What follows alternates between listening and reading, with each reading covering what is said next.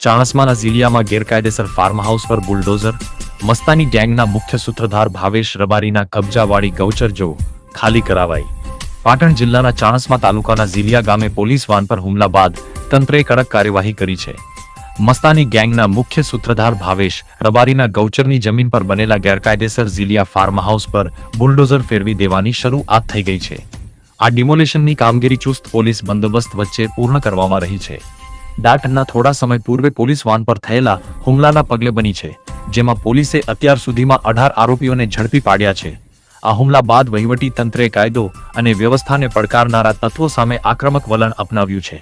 તપાસમાં સામે આવ્યું હતું કે ભાવેશ રબારીએ ચાણસ્મા પંથકમાં ગૌચરની સરકારી જમીન પર ગેરકાયદેસર રીતે કબજો જમાવીને ઝીલિયા ફાર્મ હાઉસનું નિર્માણ કર્યું હતું। આ ગેરકાયદેસર દબાણને દૂર કરવા માટે ચાણસ્મા વહીવટી વિભાગ દ્વારા આજે સાંજે કામગીરી શરૂ કરી દેવામાં આવી હતી। ડિમોલેશનની કામગીરી દરમિયાન કોઈ અનિચ્છનીય ઘટના ન બને તે માટે સ્થળ પર ચુસ્ત પોલીસ બંદોબસ્ત તૈનાત કરવામાં આવ્યો હતો।